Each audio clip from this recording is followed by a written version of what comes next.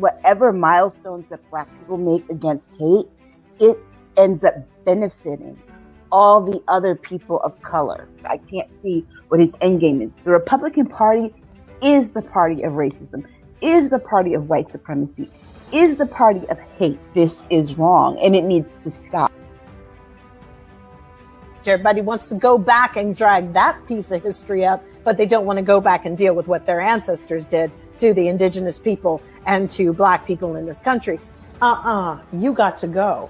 And you got billionaires talking about going to space and Jeff Bezos. Go. Never come back. I hope you get lost. This man has lost his mind. Come on, girlfriend.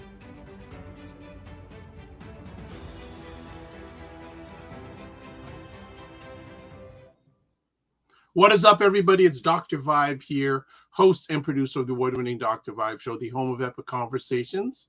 And I'm the host of Epic Conversations, 2020 Best Podcast News Award winner and 2018 Innovation Award winner given out by the Canadian Ethnic Media Association. I also co-host and co-produce the only online show in the world for dads and fathers that is sponsored by Dove Men Plus Care. And part of that collaboration last year got me reaching out to over 100,000 dads and fathers around the world last year, and going to look at the same number this year. So we're hitting for it. We're hitting for it. As always, I like to say you're blessed, highly favored, a magnet for miracles, and a solution for someone's problem. And it is Saturday in September. We are here in September. Again, I love my Earth, Wind, and Fire song, but I only sing in the shower and in the car by myself. So you're not going to hear any Maurice White imitations from me. It ain't happening. It ain't happening. So, as always, I'd like to say thank you so much for joining us. I think we're back to Saturdays now for our epic conversation called State of Things with Aisha Jill. And we got to announce it right off the bat, but thank you for everyone who's coming here. Let me bring up the guests, the stars of the show. So, Lady 1, Lady 2, Lady Trois. What's going on? Hey, what's going on, ladies? How we doing? I didn't go to jail this week. Oh my gosh. Sorry. Oh my gosh, what a stoke, eh? All right, well, that's a good thing. Great start. Yeah, I didn't go to jail this week. How nice. So why did you almost go to jail? You know, being a single mom is difficult. Yes. And when you have a co-parent who does not believe in contributing financially, it is difficult. And when there's a stepmom involved, it's even more of a challenge. Oh, so nice. I'm proud of myself. I only called her Karen once this week. Oh no. And I persevered. I can't blame anyone else. I'm the one that went and made him family. So, Ooh, yeah. Wow. I'll put some bail money aside for you. I know. no, I keep some just in case. I've been doing that since 2005. So, Oh boy. Wow. That is an episode in itself. Co-parenting in the 2022. It is. I think that's a whole conversation in itself. Welcome, Black Beauty, and I'm happy to be here with all you guys. We're happy to have you, Sinma Canella. Yes. I see a full house today. Well, very full. It's very full. So Aisha, how was it taking your dear daughter back to school? Well, it was better. It gets better every year. This year we didn't have a lot of moving to do. We got this, it's a rolling cart that folds, and we took all her stuff up in the elevator in one trip. And it was fine. Of course, the day after, I felt like I always feel when she leaves. And I'm just kind of like, what do I do? Yeah. You know, there's nobody around here to talk to. And then after a while, it got better. But it was a transitional period past weekend, because my nephew went to Ghana for the semester. Wow. So on Thursday, he left for Ghana. My grandniece, who was here for the summer, went back to Maryland on Friday, and then we took my daughter Saturday. So Whew. all the little kitties are gone. Crazy. Did you get any rest? Not yet. I plan on doing so. Wow. If I could stop driving up and down I-91, I'll be right. Oh my goodness. A lot of driving. So how many years left does your daughter have? She has, after this year, she has one. My nephew graduates from NYU this year. Wow. So, yeah. Whew. A lot of graduations to attend in the near future. Yes. Yep. Excellent. Nice. Excellent. Jill, how was your week? Very hot. It's like over 100 degrees every day here. Exactly. So really the main objective has been to stay cool, and it's just going to be like this until Wednesday. And even then it's, who knows what kind of a reprieve we'll get. But yeah, we're really getting slammed with some but climate change. Hasn't it been like that for years now in California? Because whenever I speak to either yourself or other people in California, the weather hasn't really gotten any cooler. This is the hottest year where it's like 108, 111 in places regularly now. Before it was like 90 something. And that was normal. Yes, it was hot. But, I think parts of Palm Springs were 120, 125. What? I saw that. Yeah. Death Valley was over 125. Yeah. So, we're starting to be like Qatar and Dubai and stuff, like out in the desert. And what's really crazy is I just saw a report that they're talking about air travel is going to be so bad because more turbulence because of climate change. The turbulence is going to be, so if you are a person who hates turbulence, you better call your doctor and get some Ativan or some Xanax or whatever you need to fly, because it's not going to be pretty. Wow. That would be me. Yeah, it's going to be very ugly. I'm not a great person dealing with, or make sure you don't book the back of the plane as much as pay that extra money to get a little bit of mental peace for a decent seat. Because it's going to, it's crazy. This is hot. Like you get in your car and it's boiling. It's just crazy. Yeah. And then the people who had EVs, like electric vehicles, they're trying to tell them that they have to charge at certain times, not at peak time. Oh, wow. So I know that was kind of like the joke for everybody. Like, oh my God, LA just banned the purchase of, you won't be able to buy a fossil fuel car after 2030. Yes. But the problem is America is so behind the 8 ball on solar and new energies that the fact that we're sitting here is really because of people who vote Republican and who are not progressive thinkers. And that comes back to them, because the reality is other countries are building like roads that charge as you drive. They've set that up, but not here in America. We're about solar energy and all of that stuff. So we'll either die by rising water levels, because, the last sheet in the Arctic fell off the other day. So we're either which increases the sea level a foot, they say. So we're going to either go by water or fire. You tell me which is better. But really, we really waited too long to do so many things. And you still have states that are waiting. Like we have a 2030 mandate too on the EV buses for schools, right? And then 2035 for EV vehicles completely changing over. But you go to that Southern Bible Belt and that Rust Belt, and it's like they can't comprehend driving a car that doesn't use the fossil fuels, but then complain about the smog and all that stuff. It's ridiculous. Maybe an earthquake will cut across the line and just chop them off. You're getting sorry, Lala. You no, hold on. We can't have that because Lala will drift away from it. I know. Get out! But aren't the earthquakes across the South like getting more intense? My father's like, they keep having them in South Carolina. Yeah, because they really do say that the Trail of Tears one and right along that one is a really crazy fault.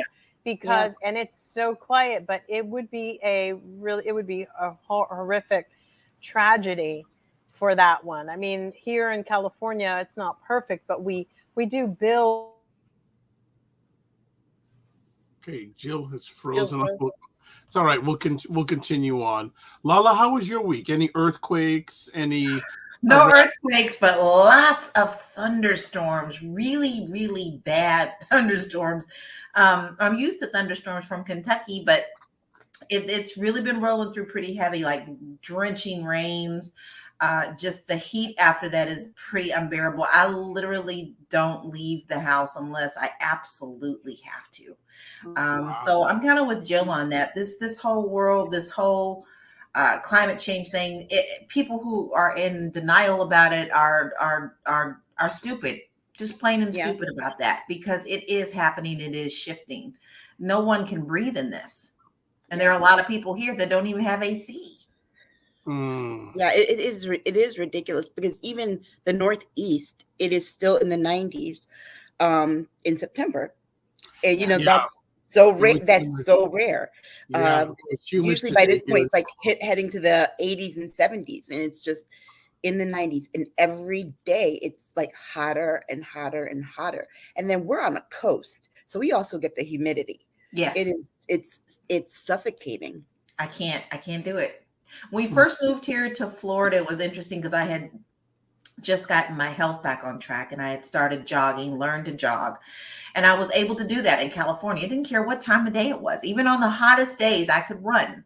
And I just was not thinking. And when we moved here and I started jogging on that first day, I was like, I'm not going to be able to do this. So I had actually talked to a friend. She said, we don't go outside. Don't go outside. So I can't jog outside. It's just too nasty. All right. So Tamara is saying, hello, guys. I can't believe it's already September. My birthday is coming up on September 11th. Yeah. I'm 1 year younger. I've decided to age backwards. Well, I like that. Age back. What an interesting day to have a birthday on September. I know. 11th. Mine is this month, too. Yeah, that's going to be interesting. Black Beauty says, and hi, Black Beauty. Well said, Jill. Even in the late 1980s, when I lived in Germany for 18 months, the rail and aka Autobahn highway system was advanced well beyond our highways then and even now. In the construction of highways, like that's when I was talking about driving down I-91, there's this merger in Connecticut, between, it takes you to 95 and 91, and they merge, and they reconstructed it recently, and it looks like a roller coaster, because it makes no sense how they constructed it, right? Wow. And it's like you have to go this way, then up this way, and down and around. It goes from a 6-lane highway to a 1-lane highway, like that. And so there's always traffic backed up, and you would think that this was their modernization. This was recent construction. You would think they would do better. Yeah. Well, what should we do better here in America? Not much. Well, that's the other thing too, is that the state can't design the highway system because it's federal. Yeah. So that becomes the other problem. Bureaucracy at its finest. So, folks, if you haven't heard Jill for a few moments, we don't know where Jill is. She froze, and I don't know. I took her out because she was frozen. So hopefully she'll be back in a moment. But everyone else, let's continue on with our conversation topics. First things first. This got a lot of people talking this week. Biden calls 45 and MAGA Republicans a threat to the very foundations of America. Oh my! And they lost all their cool. You know what? This speech is kind of like the part 2 of that speech that Barack Obama gave about race when he was running in 2008 after the Jeremiah Wright thing. And then he gave that speech. This is kind of like the second part of that, the sequel of that now, because Joe Biden really took the fact that he took the time to just do a speech focusing on the threat to democracy. It was something that was needed, and it was very skillfully planned, because it came out, he did it after that last survey that said that most Americans this election cycle are concerned about the threat to democracy.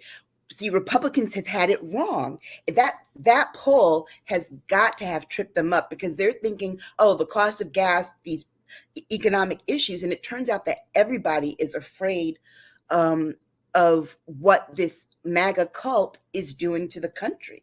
It's penetrated the leadership from the local governments all the way to the federal, and the more we see Trump on the defensive and we find out all these things as different pieces of information come out, we realize how much danger we actually are in. That's kind of like what September 11th did for a lot of people. It's like there was the warning. No one believed it until it happened. And then when it happened, it's like, wow, this really is a major threat. And we're here in a country where you have people who believe in a civil war occurring, as not just a civil war that is a race war. And to call them anything but would have been a misnomer on his part. Now, the problem that I do have was the fact that he said he still believes that there are some common sense Republicans. I really don't, because even Liz Cheney thought the January 6th thing was wrong, but voted along with Republicans 99% of the time. So, and the problem with that is that their policies are very dangerous. So she voted for these dangerous policies. And I don't think that we can let her off the hook for that. So what Biden did here was, it was a great speech. It was very succinct in 30 minutes. And the very smart thing was the fact that they leaked a little bit of the speech and let Republicans, Kevin McCarthy, go and kind of, I have never heard a presidential speech where the rebuttal came before the speech. Yeah. That was poor planning and stupid, because he makes this speech and he's like, Joe Biden's going to say this and say that. And Joe Biden went left. And he looked so dumb. He should have saved that rebuttal till after and really saw what the speech was about. But he took these little points and he was completely ineffective. Joe Biden's speech was very effective. And, and there are a lot of people, mostly independents, who really sat and listened to that. I think that he called it like he should have called it. What I find very interesting about it is the MAGA Republicans once again tried to do the smoke and mirror thing.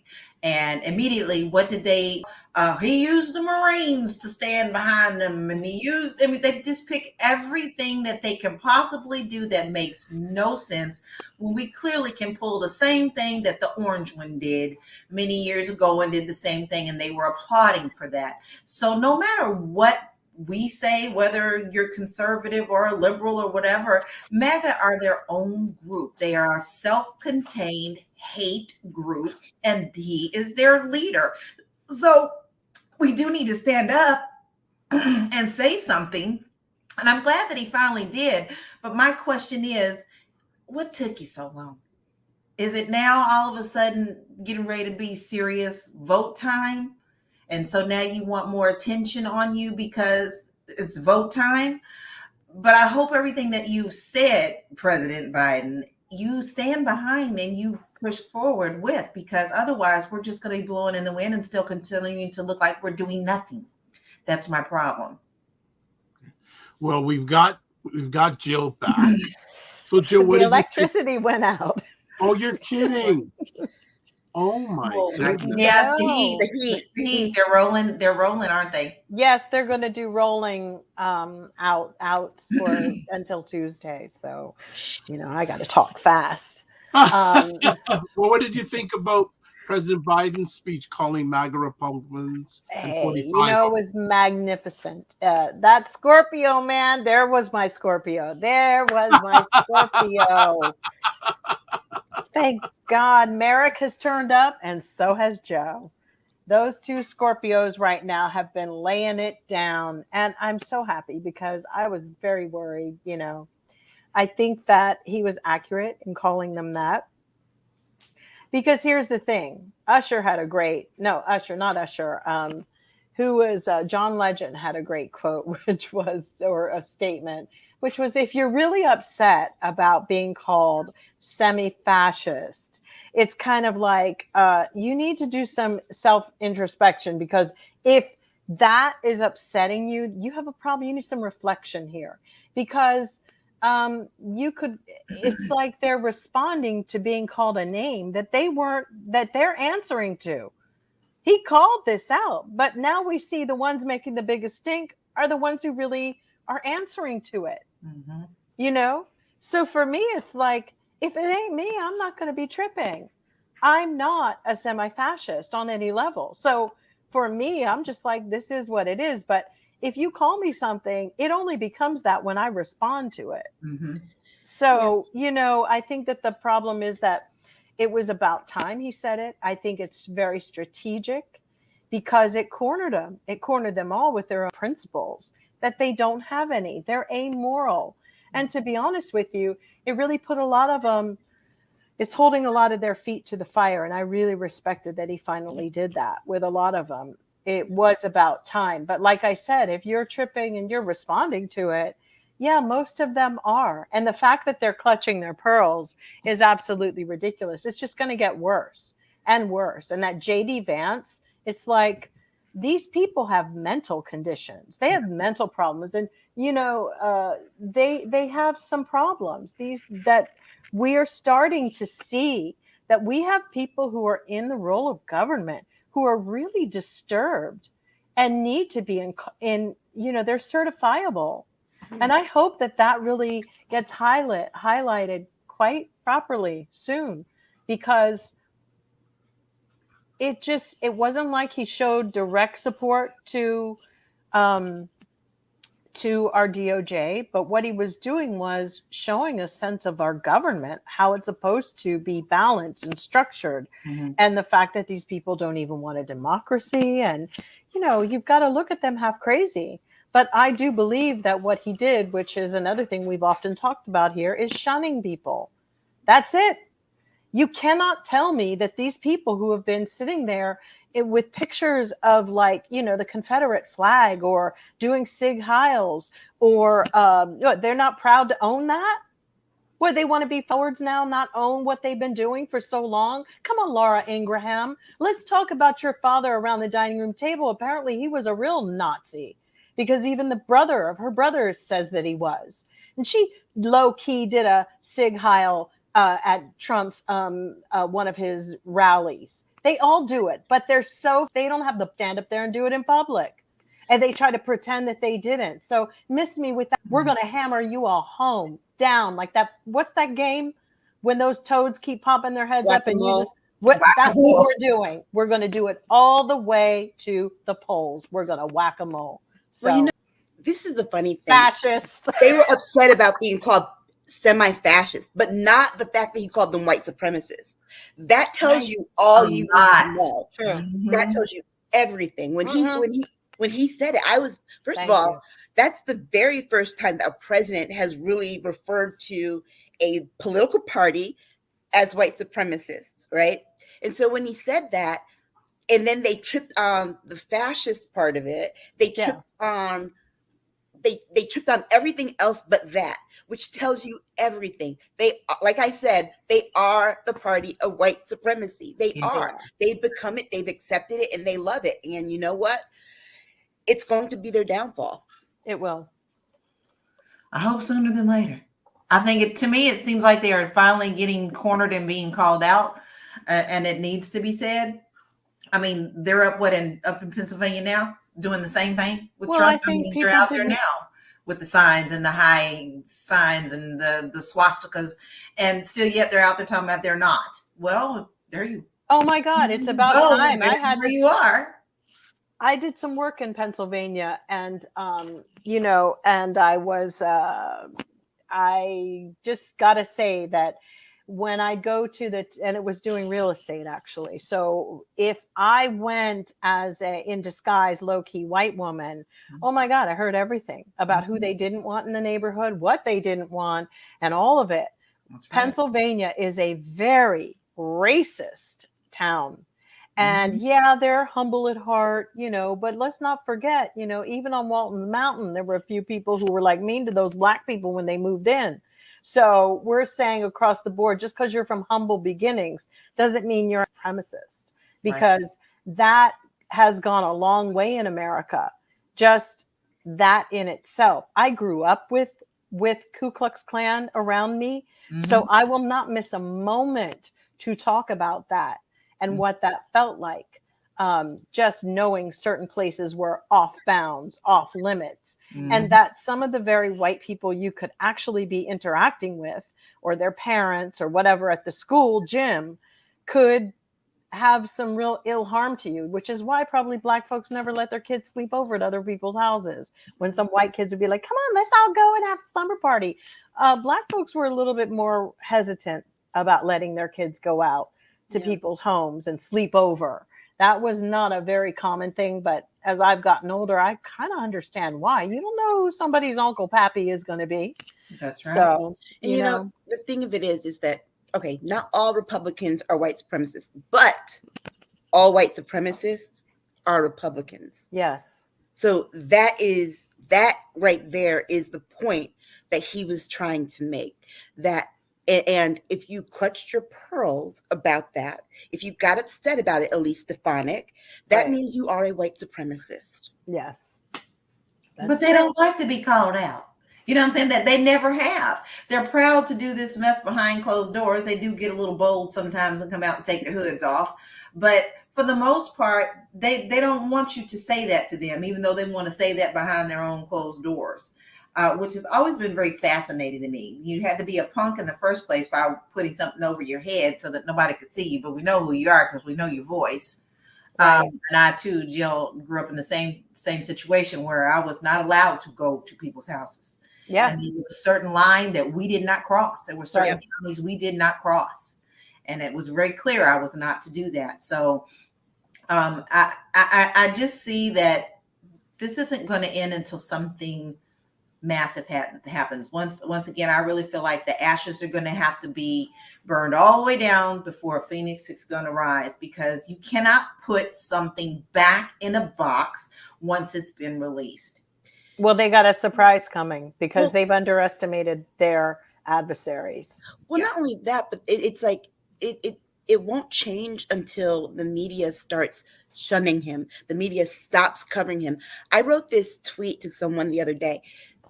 We only have one president at a time. Okay, that's what our law says. We can only have one. The fact that the media still refers to Donald Trump as President Trump is a problem. It's feeding into that whole thing of him saying that the election was stolen and that he's the rightful president and should still be put in office. But they refer to Barack Obama, Bill Clinton, George W. Bush, and Jimmy Carter all as ex-presidents or former presidents. That's why I love Nicole Wallace. Every time she talks about Donald Trump, she calls him the disgraced, twice impeached ex-president. Every time. And that is how people should refer to him. He is the former president, because it's like, I don't even understand why the media covers him to the degree that they do. This both siding everything. You're not doing both sides. You're telling us more.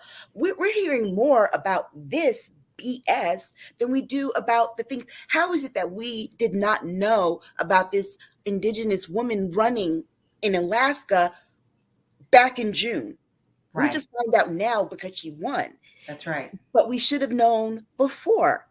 But no, they made the decision. They're going to cover. I mean, Trump can burp the alphabet and they will cover it. It doesn't matter. And it's sick, actually. Well, they're going to burp his demise. Okay, they want to catch that. Let me just cut some comments here. Regina saying 100% Aisha, the problem for Republicans is that 45 will get indicted and they will have nobody to blame but themselves because the leadership knows what he is. Cowards. Totally. Black Beauty is saying, I agree. President Biden called it like it is. But remember, the Republican MAGA cult's always going to play victim. Yeah, I saw. But if we stop giving them oxygen, they won't have they won't have who are they going to? If we cut off the spigot, they just like turn it off. Right. Well, it's interesting because I saw your girl, Marjorie Taylor Greene, wanting an apology because she feels now that her life's being threatened. But I did see another story how 45 called the Democrats terrorists or something like that. They've got actually video. He's called us fascists too. Yeah, he's what Considering do you think and Antifa is? and these people Antifa, and they have the stupidity to call people fascists for anti-fascism Or snowflakes. Remember that was the other thing. But I'll go one better. They're a bunch of snow roaches, so there. I heard somebody call them snow roaches. I sent you that along like about a year ago. Snow roaches. My list of things. So family, don't you wish you had some intel on the conversations that Jill and Aisha have outside of here? I know we have to chat. I've been so busy the last couple of weeks. We haven't been able to catch up. No, I know, because I always get fascinated on some of the stuff they tell me offline of what they go. Oh my goodness! I text Jill last week. I was like, I'm so tired I could cry. I was literally sitting in my chair crying because I was that tired. Oh, I'm like, I need to tell somebody. I'm so tired I could cry. No. Jill's like, go to bed. Yeah, like go to sleep. Like seriously. Go to bed. I felt like a newborn baby. You know when babies don't want to go to sleep and they're dog tired, but they feel like they're going to miss something? That's how I felt. Yeah. Okay. Well, let's move on to the next. We haven't talked about bless you. What the FBI found at Mar-a-Lago. Let's talk about what they didn't find because he done took it somewhere else. I know, right? What was in those folders? I'd like to know. 48 folders. I'd like to see 48 folders of missing items. But Trump did this thing, right, where he actually admitted to having them by saying, "Oh, well, I didn't have them spread out on the floor like that. They took them out." Like, oh, so you admit to having them when he's an idiot. You were saying you didn't have anything, right? And so, yeah, he's like, they made me look like a slob. That was the only thing that he could focus on. Right, a slob without the papers, bro. He looks like a slob, and he really bugs him. They actually put McDonald wrappers around him. They had photoshopped the McDonald, did they? Oh my God, no! Yeah, but they found, what was it? They found 54 top secret or something like that, 48 empty folders, and over 10,000 documents, pictures, everything, press clippings, everything. Wow, it's like, yeah, and it tells you something though. We've been trying to figure out for the longest time what he had over all those Republicans like Lindsey Graham, Kevin McCarthy, all these little scared ass people, and now we know that that this man has been taking intel on everybody. And he's obviously getting intel on other people. What we're going to have to find out is what specifically did he ask for about things about people, but he had that access. And when you see all this, you realize why Joe Biden made the decision that he made, right?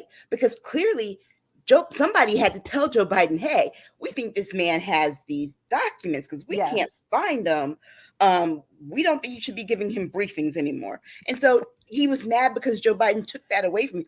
He's the only former president that does not get regular briefings because he can't grit, right?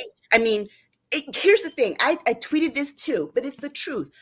When Kid Rock did this interview last week talking about how he was at Mar-a-Lago and Trump was showing him top secret stuff that he saw that was classified, different maps and things about North Korea. He did. Asking him what he should do, asking Kid Rock what Trump should do about North Korea. Okay. It was insane because you know that he's one of those people, he treated it like a coffee table book. Yeah. That's why he had them where he had them. Right. Like anybody comes in his office, hey, look what I got. It's like we're in this other world of just high school all the time, and he's trying to be the popular kid. Yeah, but I think Hoover tried to hide the fact that he was doing all this garbage, but not Trump. out in the open all day, every day, and then to have nerve enough to say, "Give me my documents back." Yeah. That's the part that's the part that gets me. Everything clearly was stamped property of the United States, and he thinks it is his. Just like he thought the money of the country was his and went and gave all these PPP loans to people. Just like he thought that the attorney general's job was to be his attorney, not the attorney for the country. He thought the presidency belonged to him, not the office of the presidency. He has no kind of self-awareness outside of his own ego. I think he knew he was just going to change it. And this is the thing. I don't think he knew, Jill, because here's the thing. And the reason I say that is because once they said something about, a president can declassify anything, that was something that the news media reported. Then he went back and said, "Oh, I declassified everything." Yeah, but I don't think so, only because there's people that come in and say to the assistant, "Hey, I gave him documents and I need to give them back to the secretary of the military." Like, there's people who their jobs are to follow up on that and harass if they don't get them back. So that's one question. Like, who are those that had to deal with this? Because towards the end of this tenure of his being in, power, they must have been sweating like bullets, because the reality is they knew. So who had that job? Was it Mark Meadows? Was it whoever? Because if it was somebody who knew, I just don't believe that they did not tell him. Bill Barr even said, nobody's ever done that. And we all know that Donald Trump always thinks he's above the law. That's why he's a sociopath. Because you tell him that's a red light. No, a sociopath knows. A sociopath always knows. They don't care. Big difference. Yeah, but here's why I don't think he knows. I didn't think he knew, because Mark Meadows was the person who was in charge of that. Mark Meadows avoided telling him things just because of his reaction. I don't believe that. Mark Meadows, people would tell Mark, do this, Mark, do this. And Mark was like, yeah, he doesn't want to do it. And he didn't, it's like, I don't even think they didn't have that kind of communication and synergy like we saw with Barack Obama and his chief of staff, and Joe Biden and his chief of staff. Mark Meadows, because remember, Mark Meadows wasn't the first chief of staff, and then when he only got picked because he was this Trump sycophant. So I think it's kind of like with Michael Jackson, that there were things going on that people around him were not telling him. Yeah, but he was drugged up. This is very different. I'm saying this is the same person. It doesn't matter. He had listened of Khashoggi being murdered for the one that was on his Apple phone. This is the same guy who gave the go-ahead, like, oh yeah, he's going to be at the embassy, and worked in tandem through his various chains of people to get what he wanted in exchange to massacre and slaughter. This man was killed with a bone saw. Don't tell me that he didn't. This is a person, he gets by on playing the dumb blonde, and he's not. He's a treacherous, dangerous sociopath. And he has done some heinous things that I think he makes the devil look like a child of God, like an angel. Donald Trump deserves everything that's coming for him, and they better bring that train fast, because he knows he wanted those documents, because God, all we know, we don't really know. It could be Khashoggi's tapes, screaming and dying. What would you find fascinating? What macabre? He wants to talk about Joe Biden's back set. Did he look at his trees during photo together? That looked like those people are, they call satanic, because that's who they are. People wake the fist like out of his tree. That stuff is fodder and entertainment. I'm telling you, if you that is priceless. Selling a bunch of wolf tickets about Khashoggi and his death, and then sitting up there at the end of it being all nice to MBS and stuff. No. At one point, I started thinking, answering to him. He's Khashoggi. He is MBS's left hand, because for a while he was working with them in mind. I'm sorry, I will never believe that he didn't know the protocol and how things were. What's crazy is he is. There was one guy in the music industry that I know never left a picture behind of anybody anywhere. In fact, spent the last part of the evenings always collecting Polaroids and pictures. Donald Trump's that guy. That's who that. There's people who just think that 10 steps ahead of what the possibilities are. Everything is like fuzzy or backgammon. But the part for me is that he took to, I don't think he completely understood the responsibilities of the office of the presidency, because he took to it the way you would expect the president of a private company does. Really? So that's why he said Edward Snowden need to be put to death? That's why he said that WikiLeaks should be like killed? He thought that was okay because they leaked information. I said, he would have said that regardless, but but it's not. I mean, that doesn't make sense. This is a person who thinks he's above it all. He knows what a leak is. I'm not saying that. What I'm saying is that there are aspects of the job of the president, and there's protocol, there are the laws that govern the office of the president. He came from private industry and did not appreciate the fact that there were kind of guardrails for how you govern as the president. He flouted every possible, law. He pushed everything to the limit. He extorts. I honestly don't think that he completely understood. This is how he won his divorce. This is how he won his buildings with the bankruptcies. He takes the worst part of the information, and what he does is, most people would hide their sins. He'll put them out on the table for everybody, and he just waters them down. So he'll be the one to deliver it. He flaunts them. And then that's the thing. He flaunts it. And then you go, oh, that's not a big deal. Yeah. Just the same. I mean, take his voice, take his thinking, put it on Barack Obama. Oh my God, they were ready to crucify him over a tan suit. Yes, it's true. So no, I'm sorry. I think he got his experience from what he knew that he could get from his business, how everybody coddled him, and all of his sneakiness and all of his planning. So when I do believe he was surprised that he got presidency. I will say that. Yeah. But once he knew that he was going to be president, my man saw dollar signs.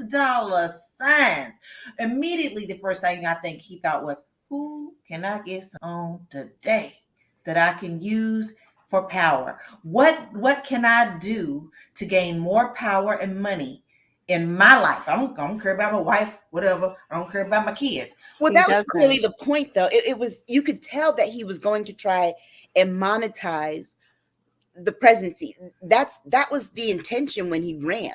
He was trying to make as much money as he possibly could through his super PAC. He didn't expect to win. That shocked the hell out of him. And then when he won and learned, there are all these steps that you have to follow, it's the laziness in him that was kind of like, well, no, I'm the president, I can do what I want. And it's like, no, you really can't, because the law says you can't. Well, I'm the president, I do this, I do that. And that is the part for me that I'm just like, there's that disconnect in his brain to where he sees the word president and he thinks it means you are in control of everything, even all the laws, and you can change the laws and you can change whatever. You are the absolute ruler. And that just happens to not be true. And no one in his camp, he had all these yes men, no one in his camp stood up to say, hey, you really can't do that. And you might not want to do that because you could go to jail. And no one had the courage to say that. I think that's a bigger part of the problem than even his understanding, is the fact that no one around him had the courage to even say, hey, this is the law. You have to do it this way. What's the point in having all these people behind you? What's the point in having an administration if you're not going to listen to them? That's why he just threw any old person into any old office and didn't care. It's like, he just like, oh, Oh, Ben Carson, black guy. Oh, we'll put him in charge of HUD. That's because they deal with public housing. Nothing. That's where all black people live. I'm Trump. I mean, that literally is how he went about governing. And it's scary because if people for 1 second forget how it was those 4 or 5 years, right? The year he ran and the 4 after, in 2024, he will do it again. And we cannot forget that. I really, now you and I agree on that. I think the fact that he got in the first time shocked all. We all were crazy. And that was really just because a lot of people had this animosity toward Hillary Clinton. Let's be clear. It was the candidate that came out on the right. That was like when John Kerry ran. It was the candidate. Yes. Al Gore, it was the candidate. True, but now we're in a different situation. Is going to see the same outcome because see all the people who are quiet. It's not the ones I'm seeing out in the streets that I'm so worried about. It's the ones that are behind the closed doors that we don't. The ones that will smile in our face, even say things that are nice and gentle. But once they get behind that ballot curtain, they're checking that Trump box. That's who I'm worried about. Because those are the ones who screwed us in the first place. And we're seeing it now. Like, we're seeing it within the elections that just came through, the same situation. Look, if you don't believe that white women uphold white supremacy, then you're crazy because they are the ones who voted for that man, 53%. And then almost again this last election. So, I feel like I'm all for voting rights and all this other stuff. On one hand, part of me wants to say, oh, some of these people do not need to be voting. But on the other hand, I know that if I say that, they will extend it to these people. Right. All right. Let me catch up. There's been comments as always, so do some catching up to do. Regina says, wonder what the witnesses saw and what security video showed. Welcome as always to Jen. Thank you for stopping by. Regina says, the passports mixed up with the top secret documents points the finger squarely at Agent Orange. Yeah, what was it with those boxes? He had all this stuff thrown in with that, his passports, clothes. Yeah. And then Black Beauty says, I believe 45 takes extra elaborate efforts to pretend he doesn't know the rules because the pricelessly nefarious. But he doesn't. But that's the other thing about what they said about like even the presidential briefings that they gave him every day. Someone recently said that they were told to do more pictures, less words. For him to not know, for him to have to know what the job of the president was would mean that he would have to read that. He would have had to read that big booklet binder thing that they give to the president when they first come in office. And a long time ago, Mick Mulvaney said that he didn't read it. So the man really didn't know because he didn't take the time. It was below him to even take the time to try and research and read and learn about it. I don't think that he didn't care to. Why? Because he had no interest in governing. His only interest was in making contacts and blackmailing people. Regina continues and says the two impeachments are small beans compared to selling confidential security documents to foreign nationals. True. And Black Beauty says 45 as well as sociopaths are extremely clever predators. Bottom line, he knows the rules, laws. He just doesn't care. And part of his MO is exploitation. Yes, very true. I mean, I feel like just because somebody wants you to, I've worked with people who were in the corporate world, sad to say, who were like, fast, just put it up. I want to know, blah, blah, blah. Get cut to the chase. You know what I mean? Now, that's from business people that have worked in it too long and have earned their money. And he took that into the White House for sure. But I do believe that he thought he had a staff that they knew it, so they should be just bringing it to him. But here's the crazy thing of all is people who are that charismatic, and I'm not sticking up for Donald Trump on this level, a lot of times if they don't, that it's a tremendous leap of faith to trust people when you don't know a little bit about what you're going into. And that was his mistake, one of his big mistakes. he didn't really know the capabilities of anybody. And some of the shisty little like friends he has, like the little white-haired dude and all that, they're little mangy friends. He's got his mangy side friends. Yeah. And, Giuliani and all of them, they knew, he thought they would be a guiding principle, but they were dastardly things that they were doing. The problem is that then you have these tried and true people who went through politics school and they're all political and they're all blah, blah, blah. And Trump knew how to dismantle them. He knows how to get under the skin of a Lindsey Graham or of all of them. I don't know. He knows. But what was crazy, or Mark Meadows, who becomes so inept, Bill Barr, who is the AG, who's totally impotent and can't guide this ship directly, is too afraid to say anything. These are like not leaders at all. We had no leaders, and Trump makes sure he never put a leader in any agency in this whole anything that he ever does. Remember, he wanted all those people to leader. He wanted all those interim people and not people. Right. He is the leader always. He will never give anybody that. And if he ever puts a leader in, you've got to know that they're incompetent. It would be like, that is the trick of the trade. You make sure you put somebody who is absolutely the worst for the job. And he did that. And, it's unfortunate. It seems like his whole presidency was kind of like fake it till you make it. I agree. It's like, I'm going to fake competency and hope nobody else realizes that I'm incompetent. And then he opens his mouth. And then he thought he was too good for the presidency. Every time. He started making it seem like he was too good for the presidency. Right. He and if who thought it was beneath her to be there. Yeah, but you know how you like when you have little kids and stuff, and it's like, oh, I didn't eat that chocolate candy bar, and they got chocolate all around their mouth. Yeah, that's what he reminds me of a lot of times. Like, wait, dude, you got caught with these documents. I didn't put those documents out there. I didn't have them like that. They were in the drawer. He's a cold piece. I gotta say, he's a cold piece. The fact of what he allowed to happen to Jamal Khashoggi is absolutely unforgivable. And on that note, he could, in my mind, should go straight.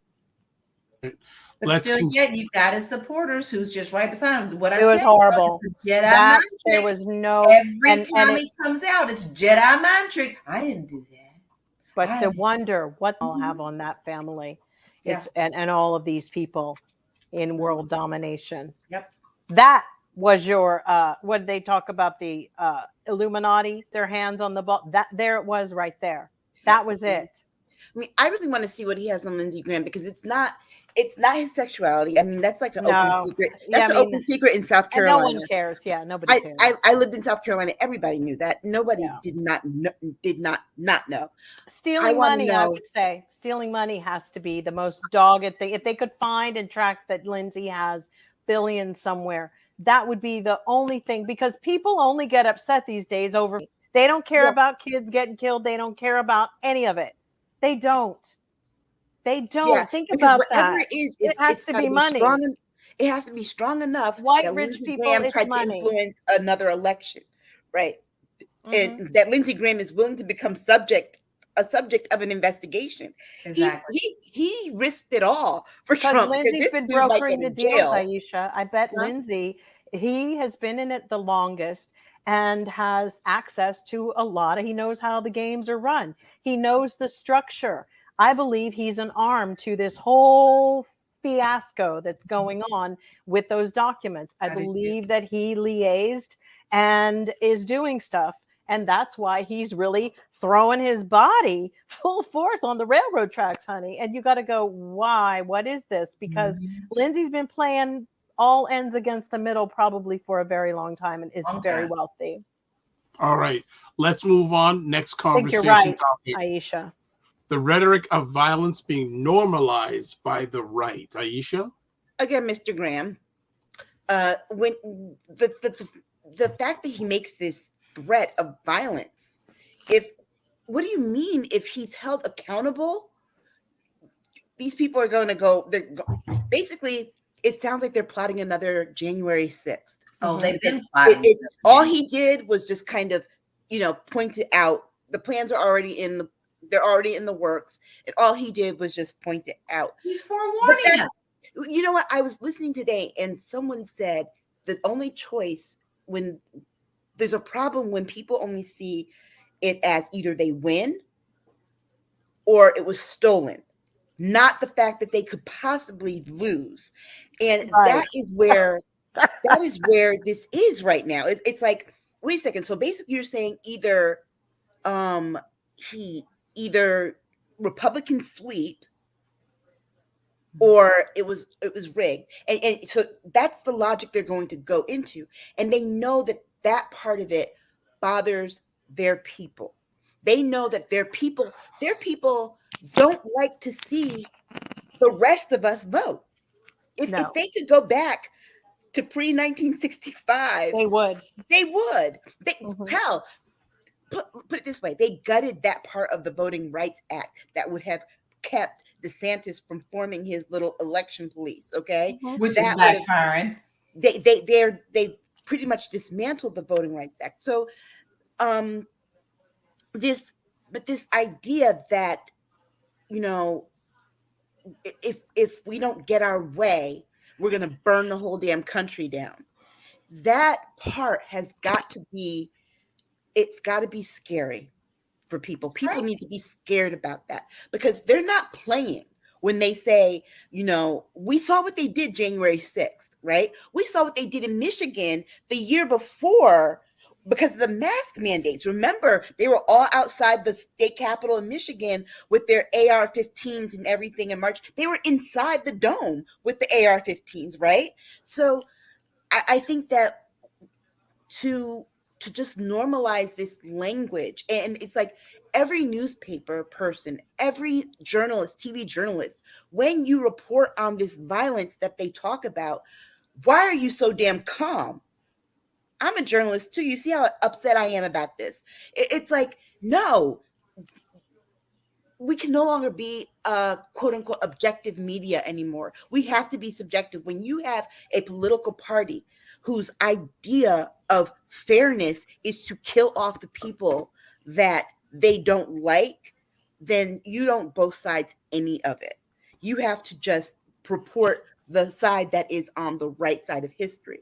And right now, this whole thing, this violence is scaling upwards. You know what? People, I warn people about this. I've heard other people warn people about this. Look, the Tea Party is going to be a problem if you don't neutralize them now. And what happened? The Tea Party has morphed into this, whatever it is. I don't even want to call it a movement. Whatever this is, they are the same people. They are the same people. And unfortunately, they brought along a whole bunch more with them. And how do we know this? Because 75 million of them voted for. And that is the scary part. And part of what they say, they're violent in just not just their speech at the rallies and stuff. They're on social media and they're violent. And it's like you say something about the president being racist. Well, you know what? The first thing those supporters do, especially if you're a woman and a woman of color, is they talk about raping you. These are violent people. And to make this violence and for the media and other people to try and make this violence seem like it's a normal part of life is, to me, the scariest thing. People need to be out in the streets with this because this is going to we've seen what happens when the country's violent. The country is violent. I had a friend from Australia the other day telling people friends of hers who were coming here, it's a very violent place. Please stay on your P's and Q's. America's violent. I mean, it is quite, I mean, in my feed right now, I don't have issues with people anymore who are doing the whole rhetoric because I just feel that you can change what your algorithm is saying and you can kind of just stop acknowledging it. I think it helps the whole vibe of social media when we back off a little bit. I'm never going to change anybody's mind. I went through that where I used to get in these arguments and long-winded things and it doesn't work. The only good thing I can say is if somebody really off, take about a day, take a screenshot of it, come back when you have some downtime and look at their profile, and then just go report everything that they have on their page. That's You right. know, if you just get it out of your system, but don't say a peep to anybody that you off at them, but just do as much as you can to kind of squash them and silence them. Arguing with these people, No, you're never going to win. No. You're never going to win. I mean, we're loose seeing lips sink ships, right? I That's just right. can't do it anymore. I just never forget. I mean, I think I've discussed this before. I have one friend. I don't even know how in some situations that we do, it's because we can talk. We talk, but I never will forget when he lost this election, and we were together talking at a picnic table, and she literally said, "Well, this was clearly stolen." I said, "Wait a minute, hold on. First of all, since when do y'all start claiming things? Had this been a Democrat, what would you have said to us? Suck it up, Buttercup. You lost." Right. But now the shoe is on the other foot, and you want to cry wolf. Yes. And I never will forget her eyes when she looked at me. I touched her somewhere in there, because it was this look at me like, oh, I never thought about that. I think they forgot about the 2000 election. Oh, I brought it up. Remember that the 2000 election, and Al Gore went through the Supreme Court. They were all like, remember, and this was just 1,100 votes. Yes, 1,100 vote difference. Yes, not 6 million like with Trump and Biden. Right. And these people were out here talking about, suck it up, you lost. Just get over it. He shouldn't even go to court. Just concede. And then he put that judge in. They did that right. They did that. And remember that Al Gore won the popular vote. Yeah. Which meant that he technically had that 1,100 votes. Yeah. Over Bush. He had that. And so, and people, put it this way, historians have said that election was stolen. But the people are like, get over it. Get over it. We won. Exactly. Get over it. I mean, the one election forced them to eat their own cake. They're not going to eat it. Well, the scariest thing of all was in the middle of them doing some recounts and stuff. I have some friends who work in Kentucky and were in on that count, and they've told me that that the inconsistencies that they found were actually with the Republicans. And that is something that voted for dead people and stuff like that. Yeah, but like for real, there are many, many people who, I've said this before, are very perplexed, and it's starting to get very, very stinky and smelly, like why Rand Paul and Mitch McConnell are representing that state. And many people talked about how all of the polls, most of the polls on election day in Kentucky shut early or had major problems. And they really, really, it was a disaster. And so many people they just say it all over and over, and it happens all the time. But Mitch McConnell needs to pack it, and Rand Paul needs to go and try to be the eye doctor that he never was, because he really can't see. Can't see, shouldn't be eye doctors. Sorry. It's my state. I know it is, but that's where my dad lived. My dad lived down there. My brother lives there. So yeah, like I feel like I'm an honorary Kentuckian here. Like really, like this, it's got to go.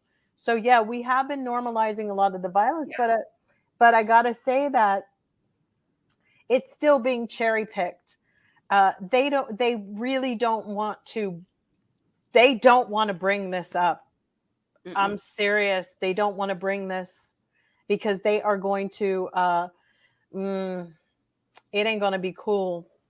All right. Let me catch up with some comments. Black Beauty says 45 as well as sociopaths are extremely clever predators. Bottom line, he knows the rules, laws. He just doesn't care. And part of his MO, his exploitation, I read that before. And also, not surprised that these monsters believe in normalizing violence. They never stop. Their objective is to take the country back to the past. She's right. And Omai says, Jill, you're 100% correct. It's as scary as HELL. So let's move on to our next. Well, that's one thing just to say that I had said, it never went anywhere. Racism in America.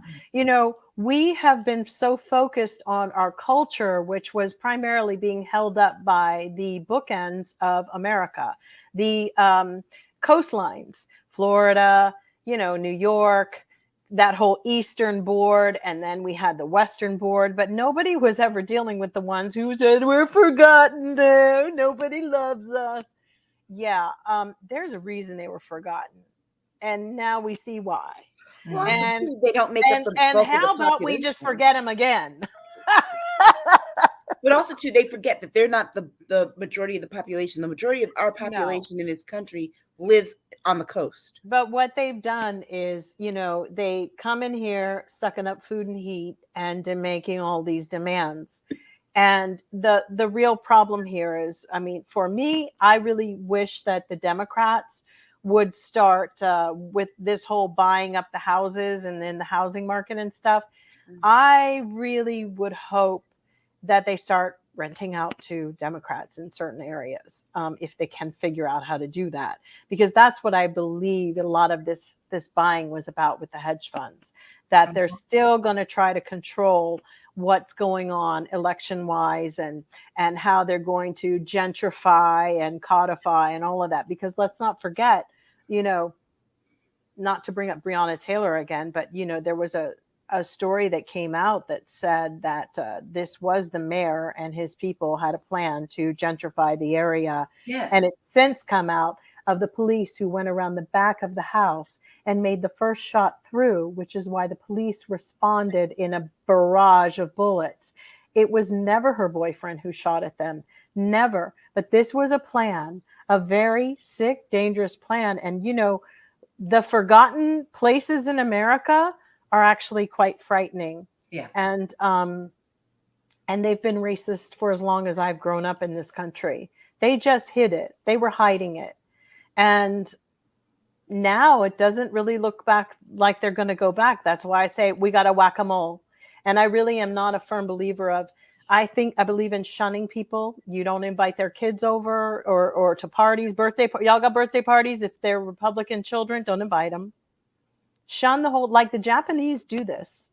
They shun somebody if there's somebody who did something bad in a whole family. I know it's rough measures, but you know, you got to really pick and choose, and you got to be a little bit more. This is not cool what's going on. Well, what worries me about that, and I agree with that to a certain level, but what really concerns me about that is we are creating the monsters that they are and giving them more power. Because the more that you put them behind their closed doors to teach this rhetoric to their children and instill this into them and then to brainwash them into the way they're thinking that they're better than the above, then I think that it's going to be more of an issue later. We're creating bigger monsters. We get their kids later anyway when they choose to leave home from mom and dad.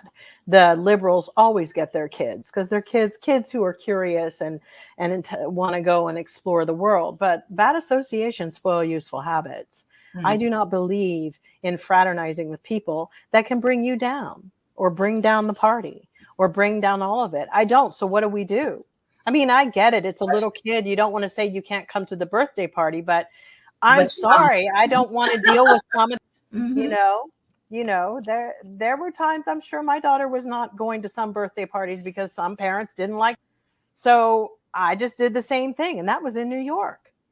But ain't nobody, this is like really serious. Yeah. They do it in other ways. They segregate us. They segregate our kids all the time.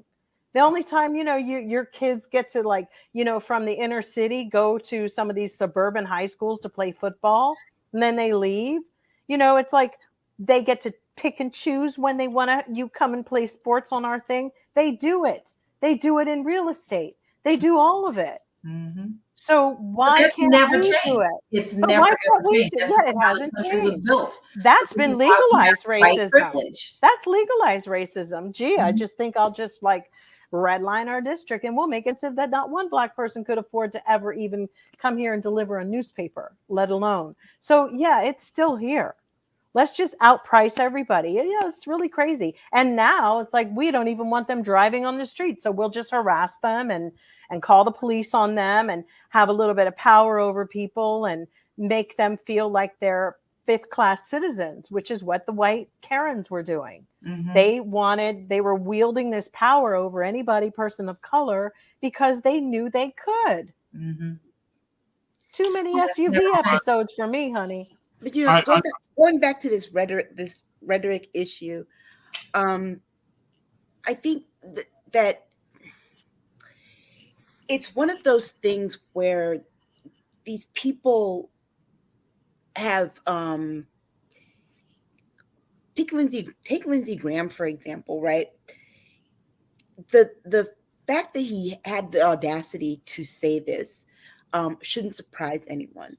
But what should surprise you is the fact that it got traction.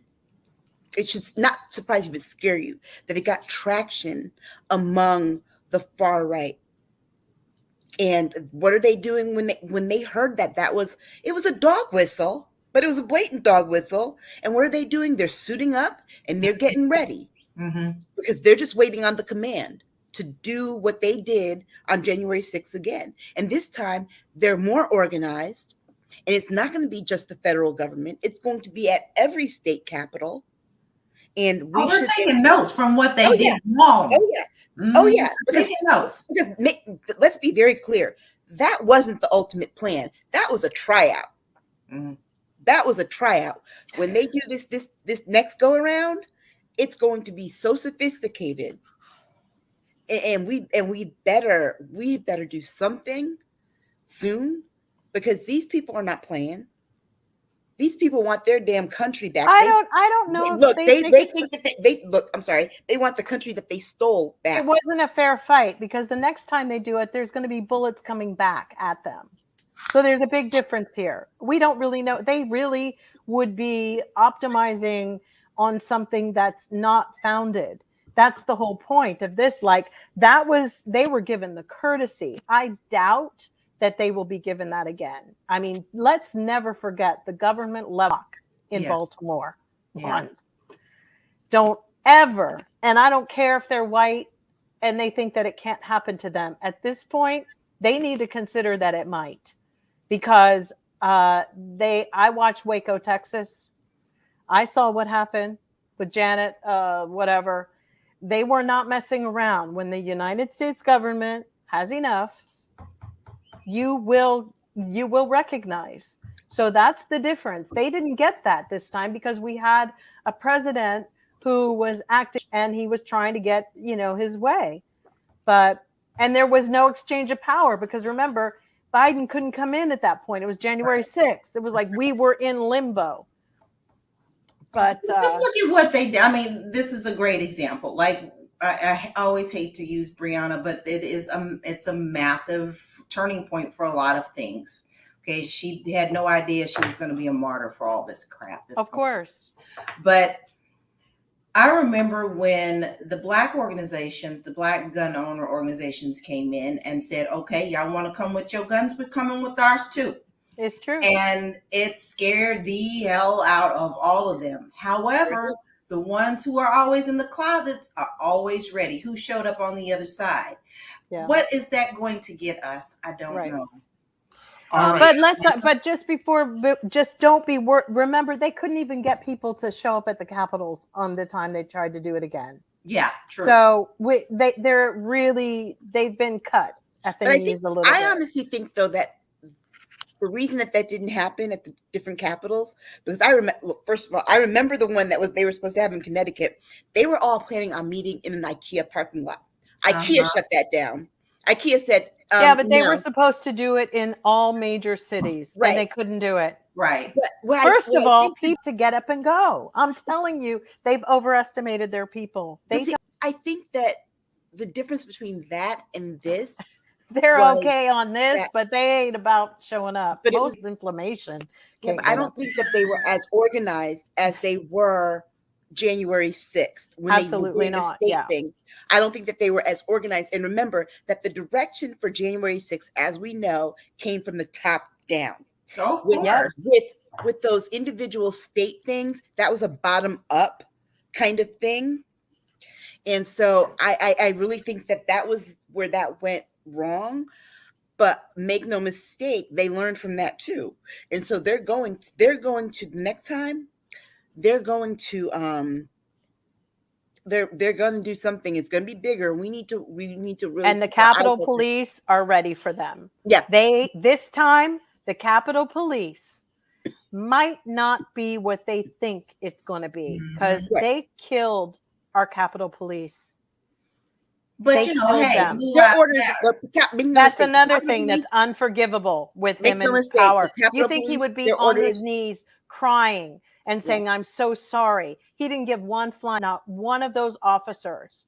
I'm sorry. Well, the other day he said, "What Capitol Police died as a result of January 6th?" You know That was what? something that he said, for real. It's like he tries to play too much. That he Yeah. couldn't be my man. I'd beat him. Okay. Melania is, there's no woman in the world that I respect that would have ever laid down with that dog.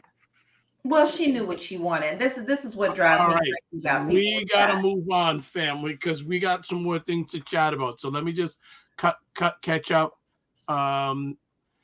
Almighty says, Jill, you're 100% correct. It's Hell. Bob Beauty says, I agree with Aisha's statement. They're going to repeat January 6th with a vengeance. And she also says, yep, unfortunately, Aisha's correct. They're coming for us. They are. I'm going to move it on to the next conversation topic, which is the water crisis in Mississippi. Inexcusable.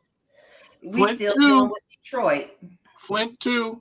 I went to Mississippi in 2005, right after Katrina, for an Emmett Till conference. And I've never seen poverty the way I've seen it in Mississippi. You still have people who don't have running water. We went to a small town, and like the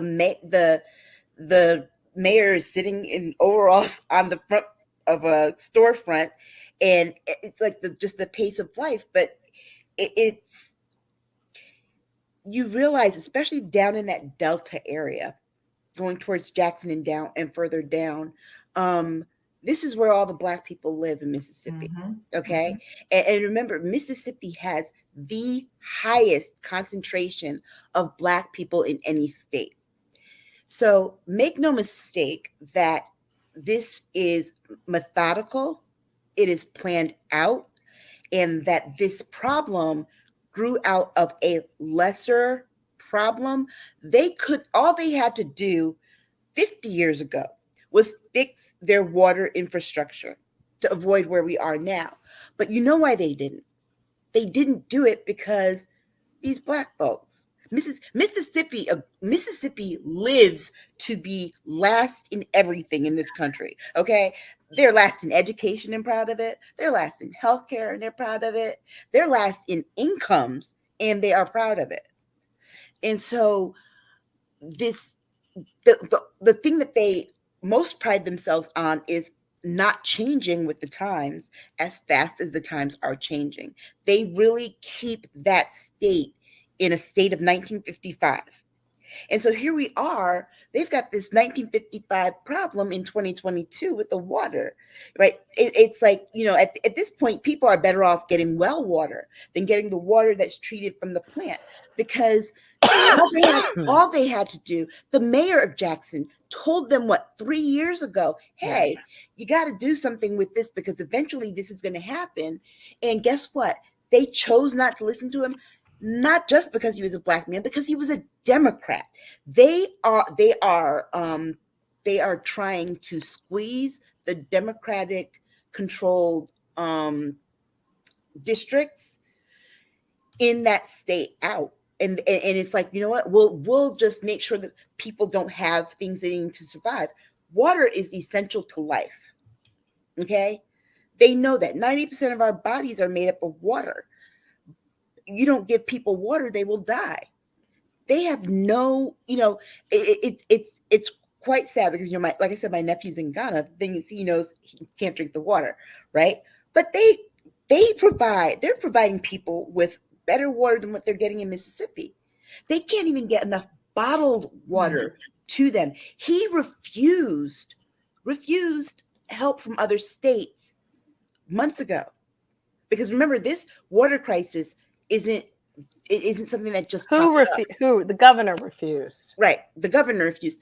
The same way the governor refused, and the governor has also refused a lot. Him and the person before him refused a lot of FEMA money and infrastructure. They refused the infrastructure money that was earmarked for them to do this work. That's the other thing that should really make people mad. They're in this situation because they refused to take the money. They refused it. And remember, Mississippi is a state that, if anybody's taxes are going to go up to deal with, this problem in Mississippi, it's going to be Jill in California. It's going to be me in Connecticut, because our states pay some of the most taxes that the rest of these states, these red states, get to use. Our states don't take back what we put in. We take back a small fraction of what we put in. These other states take back more, much more than what they put in. And so you have this governor here who really, he was warned. They knew about this storm coming in. They knew there was going to be flooding and did not act. And that reminds me a lot of what Bobby Jindal did. I believe it was Bobby Jindal, did during Katrina. Remember, they just, again, the same thing. They knew this was happening, but they didn't make arrangements for the poor people, because guess what? They don't care. Those poor people are Black. They do not care. But and in Mississippi, it just makes them happy. It's a really corrupt place. It always has been. You had, what is it? The former AG, Mississippi AG. They just sentenced a person who, for $4 million, was illegally receiving Medicaid monies, and it was a health insurance company. So they just gave that person like 5 years. Fran Tarkenton, or one of these football players, was giving speeches, and he got like $2 million. He's since returned everything but $200,000 because he's friends with the governor, and he never gave one speech. So they've had money for a long time, and the whole problem with America, and particularly these places, is what I always say: stingy pays twice. They do the bare minimum, and they put Band-Aids on all their issues, because the politicians who were in office during that time devise ways and schemes and projects so that they can pocket the money. That's all it is. So when that PPP money was rolling around, and as Aisha mentions, all this other money was coming, the governor, I don't understand why we just cannot have access to all politicians' bank accounts and every transaction that comes their way while they are serving in office. Every single move. I don't care if it's the transaction of what you pay to get out of the parking lot. I think that your life should be like a glass window that I can see into it every single second, because this makes no damn sense. There has been money given to them. Countless amounts of money. Mm-hmm. Exactly. And they don't know what happened to it. And they don't. And now, of course, there's no water, because, let's be honest, they didn't resolve. Flint was the same thing that happened. And, Obama didn't do so well on that one either, because it's leagues and leagues and leagues of corruption that's so deep down that it's really hard for, every AG and everybody to get to the root of it. I mean, look, you've got like Mississippi just put away somebody who took $4 million from the Medicaid fund for poor people and elderly people in Mississippi. There was a person, the Medicaid fund that they did not want to expand, by the way. Regina Thomas, whoever you are, you're going to jail for 5 years. And, it's like, really? All of that? We have really created we don't believe in giving each other the best. We don't want people to have nice things. And we'd rather hoard it. That's why there's a bunch of damn hoarders. That's not a great mindset for a national bunch of people. But it now makes sense. You got this crazy, it's everywhere we see. Rich people are crumbling. Kanye West has all the money of the world, and he can barely, he's just, falling apart. There's everybody. He got a PPP loan. Yeah, another one who got a PPP loan. Yep. And yet people who really needed it. And we have rich people who get upset about this, and there's people who literally have no water. and they say, oh, but you can take a shower in it. I'm sorry, what part of water No, do Yeah, you? but did you that hear? can They said shower- don't you open your can't mouth. drink it. The advisory is can't- not to shower with. It's not to shower in it. They're telling them boil the water before you shower in it because you got. I heard an advisory that said they could take a shower, but keep your mouth shut. Keep your That mouth is the shut. one That's that what I heard. And I was like, we know that things absorb into our skin. It can make us sick if I put on a cream that I'm allergic to. So what's the difference between toxic water going on my body? Exactly. And let me just let my kid go in there. Baby, don't open Yeah. your mouth. Come Yeah. on now. There was this one woman I saw on MSNBC, and she was saying how she's like, I'm so scared. I'm even boiling the bottled water because she's like some of the water she's getting is like locally sourced. Well, then now she's I'm going boiling too far. Just buy the water She's from, like, buy something else, Then the news goes and does stuff like that. We don't need to hear the women, everybody who's unraveling too. I'm going to boil that. Then you have a higher gas bill. It's like, that's pointless. The point is also these people needed to be out voting. It's really important. But there's the other side of this is, remember, Mississippi is one of those places that in some of those districts where the Black populations do vote, they shut down like 95% of the polling places. And so that can never be changed, and they need to figure it out. I mean, Aisha, we cannot keep bringing, it can't get changed. But let me tell you something. God. But let me tell you something. The state, the different places in the state are so spread out that if you don't have adequate transportation, and remember, they're a state that doesn't have really good public transportation either, like most other states. That's the whole of America. Yeah, but you can't hit every crisis at the same time. And let me but if your closest polling place is 40 miles away and you don't have any transportation, you can't take the bus to get there, you don't have a car, and the cost of an Uber you can't afford, how are people going to get to the polls? Guess what? I mean, there's plenty of groups. And remember, they stopped them from doing mail-in voting. Okay, well then they should just give up and not live anymore. Okay, I mean, what are we supposed? I'm not saying that, but I say we have to understand the challenges. We have to understand. We have to be realistic. Why? There's advocacy groups. There's white kids all the time going down in groups trying to get these people to do things. There's a little bit of onus on it for them too. Did in Atlanta? Come on now. You mean their mayor didn't know? Atlanta's also a city. More than 80% of Mississippi is rural. Please, I mean, Laurel, Mississippi is an up and coming, thriving little town. Their HGTV has been doing some really interesting things with many, many communities that are basically dead because it's a mayor's job to start bringing in money to a community. I hope these mayors understand that. That's what you're being elected for, to generate and regenerate stuff. But sadly, people could drive all the way from Florida, all the way up to Pennsylvania and find dead towns where the hospital is 80 miles away, where there's nothing there, where the Chinese are actually going in and buying towns. They're buying towns for their people to come and live. I mean, the mayor's jobs are to bring in commerce. That's what it's about. And I get it. But these damn pipes didn't just fall apart yesterday. They've been like that. And I just really would have to see the memos completely to see they're all at fault on this. They're all at fault. Okay. Because they've been letting these people live like this for a time, and it's been wrong. All right, let's move on to our next conversation piece. Because, by the way, the mayor's sister was, oh, yeah, my water problem is fine. She's living in the nicer part of town. Okay, let's go. The first Alaskan Indigenous member of Congress has been elected. Significant moment. More importantly, she beat Sarah Palin. Oh, for now. Remember, they've got to run again in November because this is just temporary. Whose seat did she take again? Huh? Whose seat did she take again? Somebody. He was older, right? He'd had the seat for 50 years, right? Yeah, he was a Republican.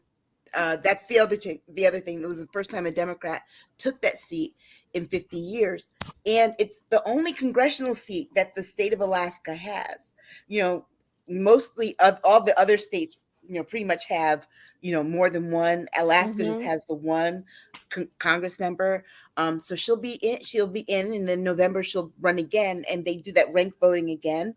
So Sarah Palin is going to be her her rival in the November election. How does as well. she get to run? I wanted to ask you this. Why is she able to run again? Because they can't stop her legally. Really? No. Oh, Yeah, Alaska laws are very different the way they do their elections. So yeah, so they're going to be doing this, as Jill said. Yeah, because Not Jill remember said, she they're gonna be doing was it all over governor. again. She's governor first. I mean, she never ran for Congress, but running for Congress, it's like because there's no term limits or anything. There's nothing keeping people from running. It's like Mark Sanford, after being a disgraced governor in South Carolina, ended up becoming a congressman. Mary Peltola. Yes. Well, actually, it's so funny. They say that Boris Johnson is planning on running again for prime minister. I saw that. I saw that. No, but she is. You know what? People are They say that shameless. she's a very unique candidate in that she's pro-choice, but she's also pro-gun. But anti-violence, gun violence. So she's a very unique candidate. And I think that the rank choice definitely helped her because the two Republicans really split the vote there. Not only that, they were so focused on outdoing each other's crazy that she was able to make better connections with the people. And that is going to be... That's impressive. That is very impressive, yes. And so it's going to be interesting to see their November election if people come back out and vote her in again. And fingers crossed. Yeah, it's going to be that. And here's the thing: the crazier Sarah Palin sounds, the better it is for her, because Sarah Palin is like the more she's her and Trump on the same. No, she's the original Trump in politics. Yeah. Remember, yeah, she is. It's like, but then she went through that where it was like she was working in like she had a meth lab in her house, which was kind of like weird. Sarah Palin. She was so bad that Nicole Wallace, while running McCain's campaign, right, John McCain's campaign, how did she do that? Her and Steve Schmidt decided they were not going to vote. They didn't vote. Oh, wow. That year because they could not see her being one step away from the presidency. Oh, that's crazy. That's saying something. That is saying something. Wow. Yeah. Wow. I hope she wins. I hope she still garners that support because some people like to sleep during these little primaries and they just think that, oh, it's fine. I don't need to do this. But let's hope that the other side doesn't get mad enough to come in and unseat her. And I think people know this election is serious. The one thing they're not talking about that I want to see and I want information on, because I think it'd be interesting, is how much of the Alaskan Indigenous population came out to vote compared to previous times, because I think that really made a difference in the vote. And I think that's going to continue to make a difference because remember, Alaskan Natives feel very isolated and left out in Alaska. It's, they still hold on to their traditions and they are very they're very politically involved, and I want to know how much of that vote, how much that vote made a difference, because I really think that it did. I mean, for so long they were disenfranchised voters, and I think that this is really important. Good point. Well, they'll be doing it all again in a few months, so should be interesting. And we are going to finish off today's episode. It's done. The end of Serena Williams' career, allegedly. So, she might come back. Did anyone watch the match? Any part of it? I did. I saw some of it, yeah. I did, and they made a real big to do, and she's had some remarkable achievements in it, and it was definitely, it was time. It needed to happen. She did well, but it's always very difficult to see a bunch of people who'd never watched tennis all of a sudden talking about tennis and being experts on something that they have nothing, like, oh, she beat the number 2 seed. And you're like, Yeah, but the girl who's number 2 really wasn't a power hitter because we've had so many changes with COVID, particularly. And also, let's not forget, a lot of players weren't playing in Wimbledon because of if they were Russian, they weren't allowed to. So it really changed a lot of like who's who was really there. So, I mean, I'm just happy that, you know, all the hoopla and the Hollywood part of it is over. I don't like that part of it. I just, you know, I think there will be other great people. There's other kids doing amazing things. There's still Margaret Court, who contributed so much to women's tennis. We still have some amazing young girls who are still doing it. Coco Gauff, I think, is amazing, and a wonderful spirit and energy of the new young Gen Z kids. And I like what's coming. They are very respectful to their opponents when they play. They are gracious. They speak about them. In this whole macho, I'm number one, that kind of stuff, that's phasing out. I'm curious what's coming next. I don't know if we're going to be the kind of world that's going to really have what we have had with this, like the best of all time. I think it's definitely the energy shifting. I just think that it's a well-deserved retirement. She's been doing this for a long time. True. And the people, the pundits and people that keep saying, well, you know, she shouldn't retire, shouldn't. No, look, she's been doing this. She's been doing this since she was in the single digits. Yeah. It's time. Let the woman go. Let her be happy and, you know, have life. Oh no, I don't know if she wants to go. She said she might come back. I think. Yeah, I saw that too. But you know what? Jay-Z also said he retired and came back too. But I think that she won't be able to do this. No, but I think for right now, just sports is different. Give her flowers and let her just enjoy the retirement. Oh, she's gonna make sure. I was watching ESPN made a fortune off of it. Yeah, and I was watching people on Twitter saying, "Oh, you know, she's leaving because of this, because of that." Hell, she just might be tired. Period. Right. Well, we're not allowed to be that, Aisha. Right. That's a lot. I mean, that's a lot of stress, a lot of strain on your body. Yeah. She can't. She hasn't won a Grand Slam in a couple years. There's no way. True. It's over. Look. And the humiliation. I mean, she just really can't be that person staying too long at the fair. It's just was getting Dr. Vibe, and I kept talking about it like, you know, it's time to go to the light, you know. Yeah. It's like, yeah. And, you know, she just recently turned 40. The day you turn 40, and tell you this for all you people who are not 40 yet. You're going to be 41. You wake up. You wake up. And your body, the warranty on your body has expired. Everything hurts. Everything. So that's where she is right now. I'll make it short and sweet, and people have heard what I said. One of the greatest athletes I've ever seen, bar none. Male, female, period. Incredible mindset, etc. But to me, the last few years of her career have been embarrassing. She's been beaten bad at times, right? And it showed. And this is just me. I couldn't handle the queen on the shoes and the diamonds in her hair when she was playing. That just didn't rub me the right way. It almost was like a commodity. It wasn't really paying attention to her. It was a commodity thing. So Serena, respect you, great athlete, etc. I think you should have done this 1.5 years ago, to be honest with you. This is just my opinion, at least 1 year ago, because you weren't like, you were getting beat by people and being beat consistently. So, but again, it's different if you're in the heat of the moment, as you're an athlete and she has a lot of pride, etc. More power to her. I hope she doesn't come back. I mean, you know, sports is different because like a musician can be very old, but the minute a musician is standing up there and can't remember their lyrics or their whatever, and they're shuffling across, you don't want to see that. You want to see people in their collaborations or partnerships.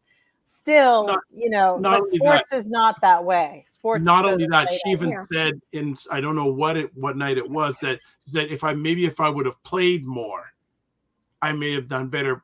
and she would just again. No, but see, I found that to be a little bit rude to the girl Aja who beat her, because the really crazy thing is that girl has never been above 50 in the rankings ever. So you're talking about ever.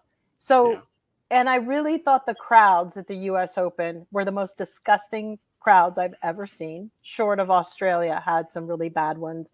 It must be just English speaking countries have just become the most rudest, obnoxious people. I don't really like the part is if somebody makes a great shot and it's not me or it's the other person, I really do think that a respectful audience should applaud for that too.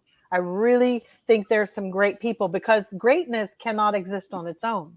It happens because of other elements together. But what happened is that girl beat Serena Williams, which was, and nobody said anything. And Serena didn't really say her name, but like I basically alluded to the fact that if she'd have played more, she would have beaten her. And I got to say, no, you wouldn't have.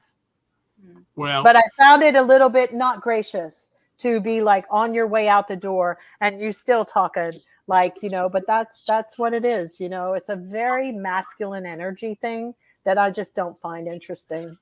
I'll just finish off in saying what's the two things that I think made Serena great when she was in her zone, not only her physical power, but her mental power.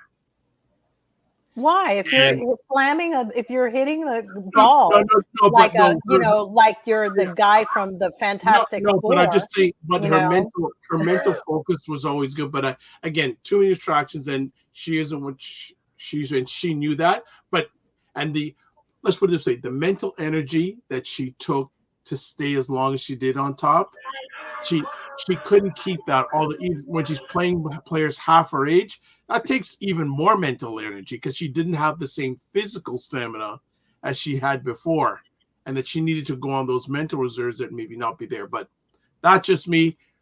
We're done with Serena. Ladies, thank you for another epic conversation. And also one other thing, everybody, Lala is part of the family now. She ain't special guest anymore. I was going to say that at the beginning, but she is part of the family now. So Lala, we are happy to have you on board.